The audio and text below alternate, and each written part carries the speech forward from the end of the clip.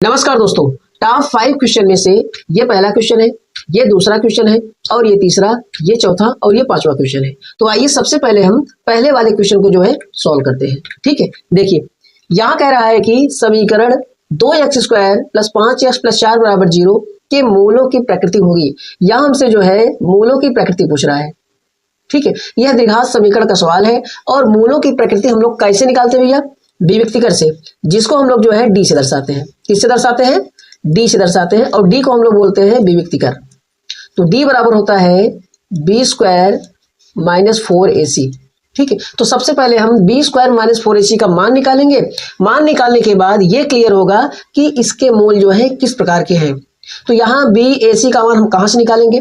इस समीकरण से। देखिए x² का जो गुणांक है वह a का मान होता है, तो a बराबर 2 हो जाएगा और जो x का गुणांक 5 है वह जो है b का मान हो जाएगा, तो b बराबर 5 और जो अचर पद है वह किसका मान हो जाएगा? c का।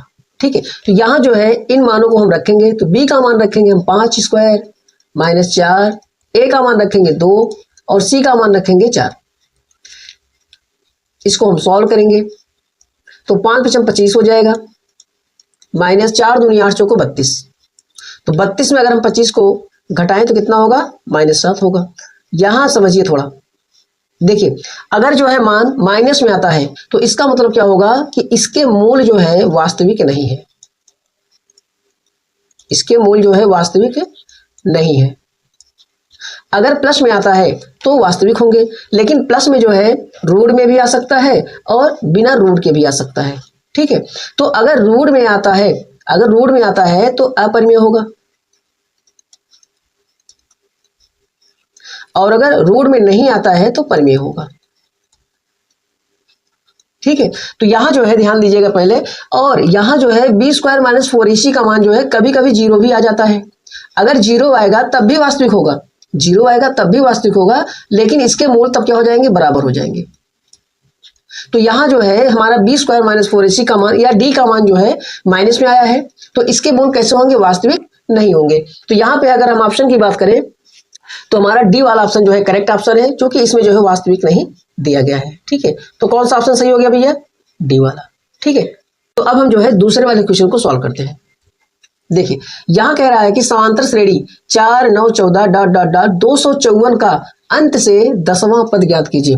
देखिए अगर हम जो है प्रथम से या शुरू से जो है अगर कोई भी पद जो है अगर निकालते हैं तो उसके लिए फॉर्मूला हम लगाते हैं an बराबर a + n - 1 d, ये लगाते हैं प्रथम से। ठीक, या मतलब प्रथम पद से।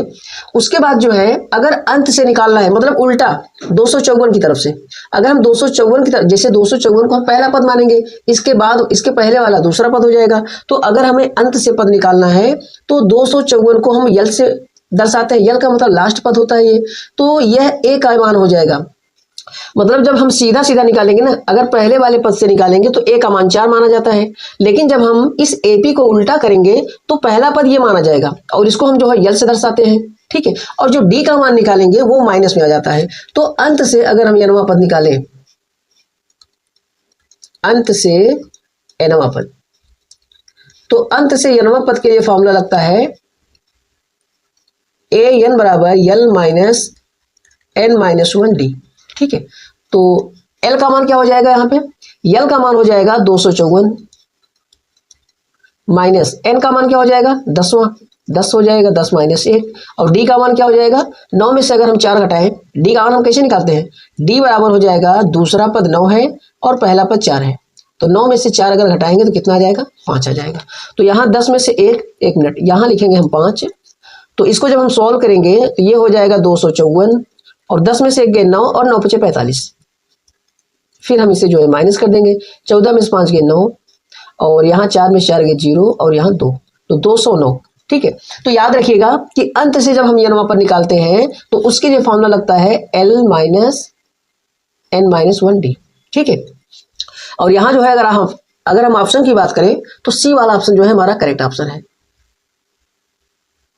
ठीक है, तो चलिए अब हम जो है तीसरे वाले क्वेश्चन को सॉल्व करते हैं। समीकरणों 2x + ay = 1 तथा 3x - 5y = 7 का कोई भी हल नहीं होगा यदि a का मान है। यहां हमसे कह रहा है कि कोई भी हल नहीं होना चाहिए। इसके लिए जो है ए का मान क्या होगा, तो ये बताइए पहले कि कोई हल नहीं, इसके लिए जो है प्रतिबंध क्या होता है। इसके लिए प्रतिबंध होता है A1/A2 बराबर B1/B2 और नॉट इक्वल C1/C2। इसी प्रतिबंध के सहारे हम ए का मान निकालेंगे। अब आप ये बताइए कि A1 B1 C1 ये पहले वाले समीकरण से मान निकालते हैं हम लोग, तो A1 का मान क्या हो जाएगा भैया 2, B1 का मान हो जाएगा 1 और C1 का मान हो जाएगा 1। 1 को अगर हम इधर करेंगे तो -1 हो जाएगा, और यहाँ पे A2 का मान हो जाएगा 3, B2 का मान हो जाएगा -5 और ये C2 का मान है। ठीक है, तो यहाँ इन मानों को अगर हम रखें तो क्या लिखेंगे, A1 का मान लिखेंगे 2, A2 का मान लिखेंगे 3 बराबर B1 का मान लिखेंगे A और B2 का मान लिखेंगे -5। ठीक है, तो नॉट इक्वल C1/C2 का, देखिए यहाँ पे नॉट इक्वल को लिखना कोई जरूरी नहीं है। क्यों नहीं है, क्योंकि ए का मान, देखिए ए का मान सीधा पूछ रहा है, तो ए नॉट इक्वल का मान नहीं पूछ रहा है वो। अगर हम यहां से निकालेंगे तो ए नॉट इक्वल आ सकता है, तो ए का मान निकालने का मतलब हुआ कि ए बराबर आना चाहिए, तो हम इन्हीं दोनों पदों से निकाल लेंगे। तो यहां अगर हम इसे सॉल्व करें तो 5 का गुणा अगर हम 2 में करेंगे, 3 गुणा इस तरीके, तो 5 दूनी 10 हो जाएगा, तो ए बराबर हो जाएगा 5 दूनी 10 -10 और नीचे हो जाएगा 3। तो ए का मान कितना आ गया भैया, ए का मान आ गया -10/3। अगर हम ऑप्शन की बात करें तो सी वाला ऑप्शन जो है हमारा करेक्ट ऑप्शन है।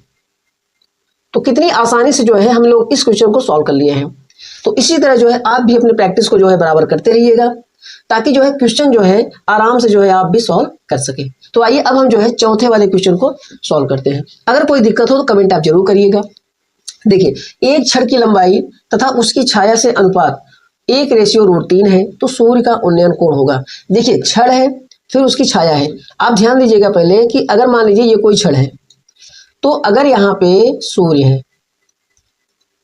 अगर यहाँ पे सूर्य है तो इसकी रोशनी जब इधर आएगी तो छाया इसकी कहां पड़ेगी, इधर पड़ेगी, ये उसकी छाया हो जाएगी। अगर हम इसको यहां से मिला दें तो ये कर्ण का काम करेगा।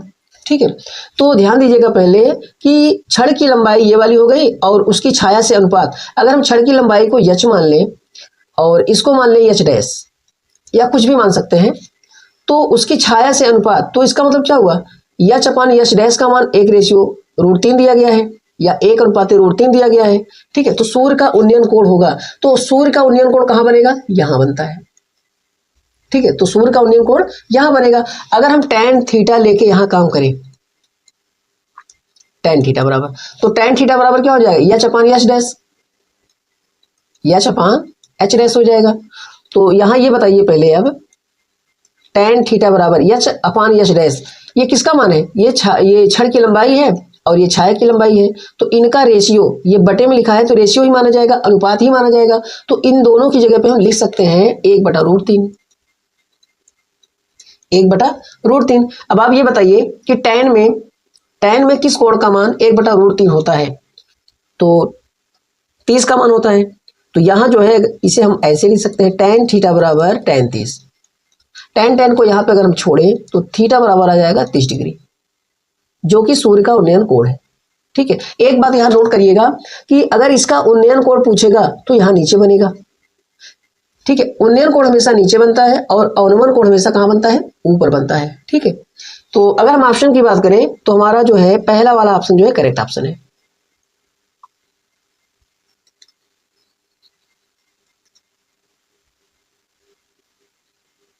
ठीक है, तो आइए अब हम जो है लास्ट वाले क्वेश्चन को सॉल्व करते हैं।